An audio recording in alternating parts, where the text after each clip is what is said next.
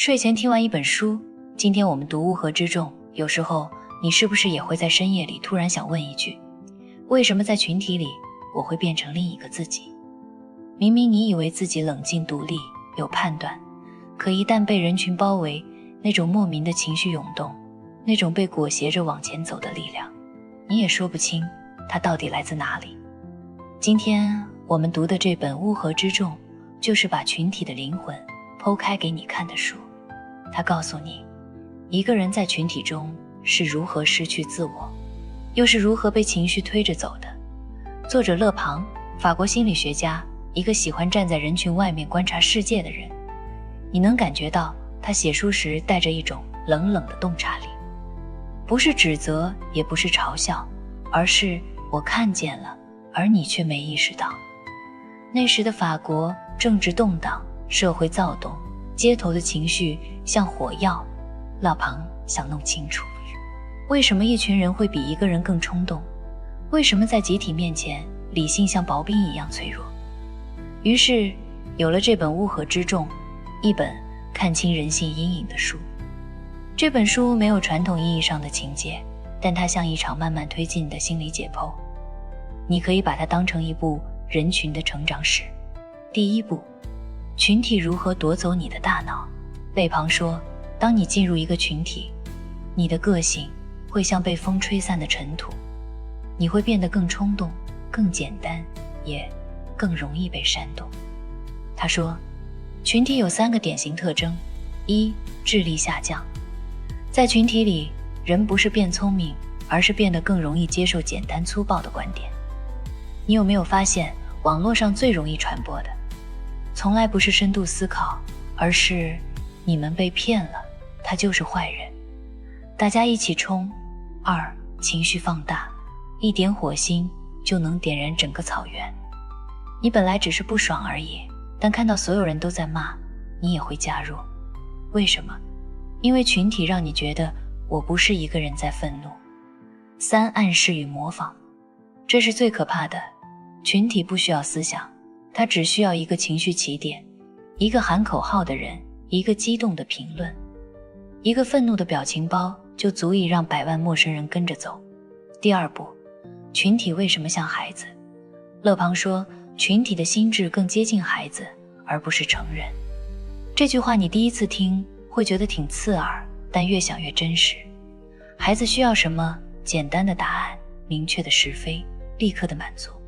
群体也一样，于是他们喜欢英雄，最好是那种一句话就能让他们热血的英雄。但这英雄往往不是真正的伟人，只是情绪的代言人。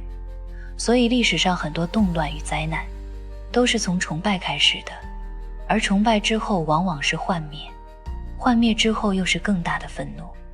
就像作者说的那样，群众既能高举你，也能瞬间踩碎你。第三步，群体如何被制造出来。勒庞写得特别冷静，他说，影响群体的力量只有3个。一，断言，不停重复的简单结论。二，形象，能立刻引发情绪的画面。三，情绪，愤怒、恐惧、仇恨、希望。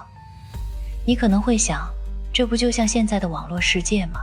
对，你看到的热点、争议、撕裂，几乎都符合这个模式。群体不需要事实，它只需要情绪，而煽动者需要的也不是真相，而是共鸣。这本书让你明白，共情也有阴暗的一面。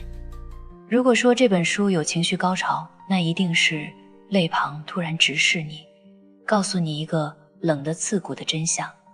在群体中，你和你以为的自己其实不是同一个人。你可能一开始不信，你觉得自己独立，有判断，有原则。可你回想一下，你有没有因为大家都骂，你也去骂？你有没有因为大家都赞，你就点了赞？你有没有因为怕与众不同而选择沉默？你以为这些都是瞬间的决定，但勒庞说，这些时刻就是群体按下控制键的时候。这一刻，你会突然产生一种冰凉的意识，原来我也不是完全自由的。那种清醒带着刺痛，像深夜里独自走在雪地上，周围很静，只有自己的脚步声。你突然意识到，你以为自己在思考，其实你只是在人群的回声里摇摆。这一瞬间就是这本书最狠的地方。